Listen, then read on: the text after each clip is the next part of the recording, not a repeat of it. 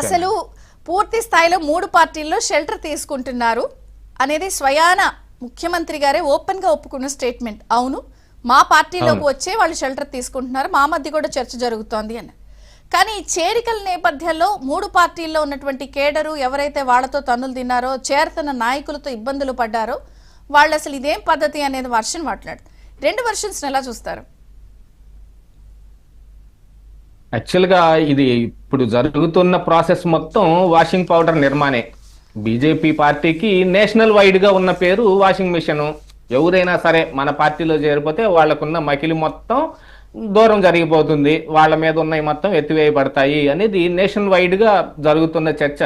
అది ఇప్పుడు కూటమిలో కూడా వాషింగ్ పౌడర్ నిర్మా కూటమికి ఇదేం కర్మ అన్నట్టు ఇప్పుడు వీళ్ళకేం పని పట్టిందండి? 164 సీట్లు ఇచ్చిన తర్వాత కూడా ఇంకా కొత్త చేరికలు చేర్చుకోవాల్సిన అవసరం ఎందుకు వస్తుంది అనంటే, కూటమి కాబట్టి కూటమిలో ఎవరి బలాన్ని వాళ్ళు గట్టిగా పెంచుకుందాము అనే ఒక కోరిక ఉంటుంది.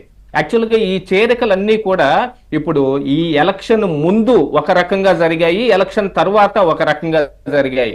ఎలక్షన్ ముందు కూడా ఆ రోజుల్లో నేను మీ డిబేట్ లోనే నేను అప్పుడు కూడా చెప్పాను, అప్పుడు మంత్రిగా ఉన్న గుమ్మనూరి జయరాం మీద ఎన్నో ఆరోపణలు చేసి ఆయన మళ్ళీ తిరిగి చేర్చుకున్నారు. ఈ రోజుకి మనం చూసుకుంటే మన మంత్రివర్గంలో పక్క పార్టీ నుంచి వచ్చి ఇక్కడ సీటు పొంది గెలిచి మంత్రి పదవిని కూడా తీసుకున్న వాళ్ళు 4 ఉన్నారు. అది పక్క పార్టీ. అసలు ఆ పార్టీ మొత్తాన్ని 100% ఆ పార్టీ మొత్తం అవినీతిలో కూరుకుపోయింది అని గగ్గోలు పెట్టి ఇదేం కర్మ రాష్ట్రానికి అని పెద్ద పెద్ద హోర్డింగ్లు ఇవన్నీ పెట్టుకుని ఉద్యమాలన్నీ చేసిన రోజుల దగ్గర నుంచి వాళ్ళందరినీ తిరిగి చేర్చుకునేదాకా వచ్చింది. సరే, ఎన్నికలు అయిపోయిన తర్వాత ఇప్పుడు చేరికలు ఎందుకు జరుగుతున్నాయి అనంటే అది అందరికీ తెలిసిందే. అక్కడ మనం ఏమేం చేసామో వాటన్నిటిని ఏడుకొచ్చి కడిగేసుకుందాం, మళ్ళీ వాషింగ్ పౌడర్ నిర్మా, దీని గురించి ప్రయత్నాలు వాళ్ళు చేస్తారు. మరి వీళ్ళకి ఏం పని పట్టింది వాళ్ళని చేర్చుకోవటానికి అనంటే, ఎవరి బలాన్ని వాళ్ళు నిరూపించుకోవాలి అని.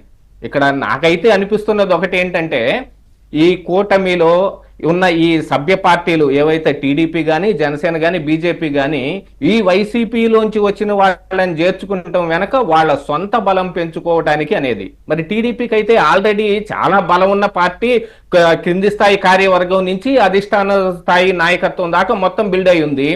కాకపోతే జనసేన గాని బీజేపీ గాని ఇక్కడ ఆ పార్టీ కంటే ఒకంత తక్కువగానే ఉన్నాయి. ఇంకా పూర్తి స్థాయి కార్యవర్గాలు ఇవన్నీ ఏమీ ఏర్పాటు కాకుండా ఉన్న కారణానికి తీసుకొచ్చుకుంటున్నారేమో మనకి తెలియదు. కాకపోతే ఇప్పుడు మరి గంజి చిరంజీవి లేకపోతే ఈ అడారి ఆనంద్ ఇలాంటి వాళ్ళ గురించే మాట్లాడుకుంటున్నాం. కానీ దీనికంటే ముందుగానే బాలినేని శ్రీనివాసరెడ్డి గారిని చేర్చుకోవటం జరిగింది.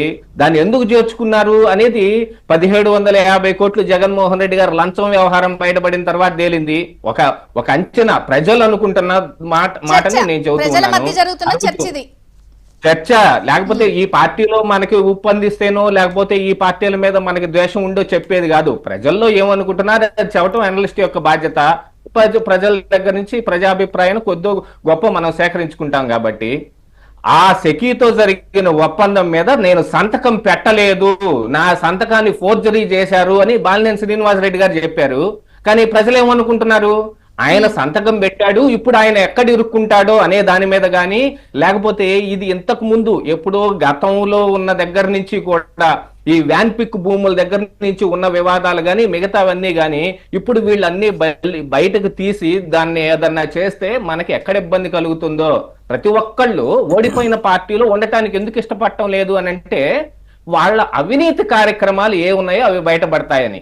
వాళ్ళ అవినీతిని కాపాడాల్సిన బాధ్యత ఈ అధికారంలో ఉన్న నాయకులకు కానీ, ఈ అధికారంలో ఉన్న పార్టీలకు కానీ ఎందుకు వస్తోంది అనంటే,